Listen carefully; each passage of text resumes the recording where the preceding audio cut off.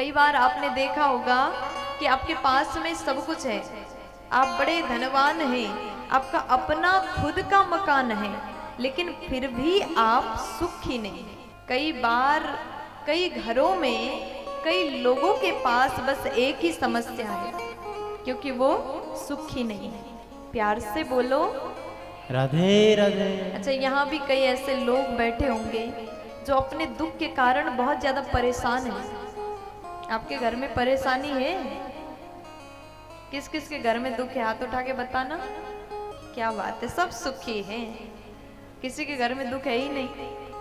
लेकिन हमारे पास में मैं कथा के कारण से बहुत जगह जाती रहती हूँ, कभी कहाँ 7-7 दिन बहुत से जगह में जाते हैं। तो लोग आकर के जब बात करते हैं, मिलने आते हैं, तो अपना दुख सुनाना शुरू कर देते हैं। देवी जी, हमारे घर में ऐसा दुख है, ऐसा परेशानी है, कोई उपाय बता दो, हम क्या करें। ऐसे लोग बहुत मिलते हैं। किसी के यहाँ धन की कमी, किसी के यहाँ संतान की कमी, किसी के यहाँ संतान तो है लेकिन दुष्ट है, किसी के यहाँ लड़का तो अच्छा है लेकिन बहू अच्छी नहीं मिली, दुख हो रहा है, रो रहे हैं।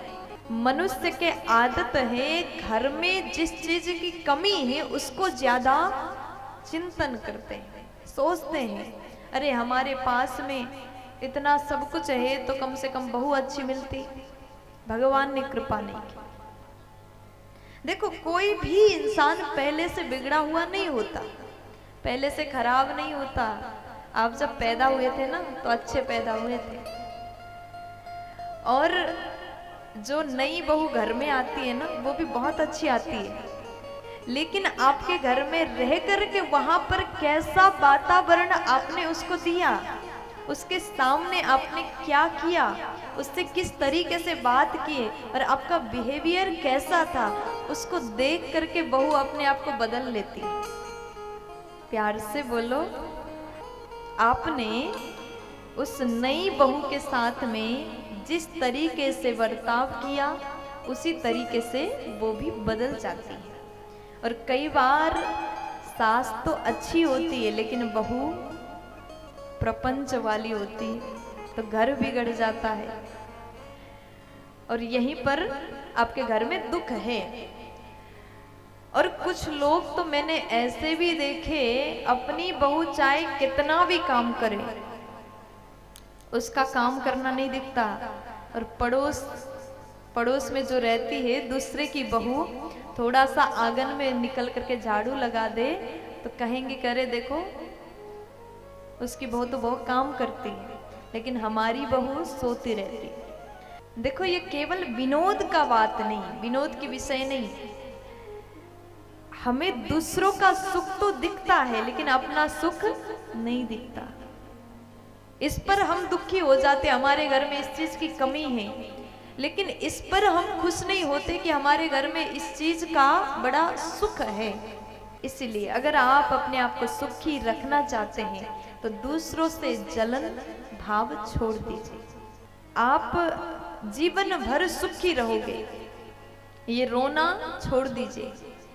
भले आपके पास में एक मकान है, पड़ोसी के पास में 2 है, तो वहां पर इतना दिल दुखता है ना, तो वही दुख का कारण बन जाता है। इसलिए मैं तो बस यही निवेदन करूंगी, अगर जीवन में सुखी होना है तो अपने से ऊंचे को मत देखो, अपने से नीचे को देखिए।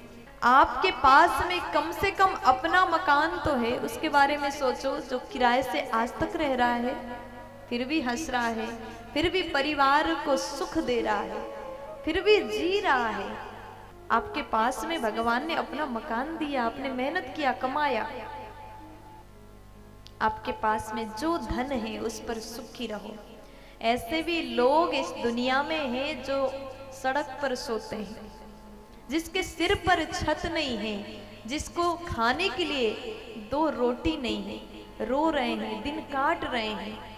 अपने से नीचे वालों को देखोगे तो आपको समझ में आएगा कि हमारे पास में खाने के लिए भोजन है, पहनने के लिए वस्त्र है, रहने के लिए घर है, तो आप चिंतन करोगे आपसे ज्यादा सुखी इस दुनिया में कोई भी नहीं है। प्यार से बोल दीजिए ना।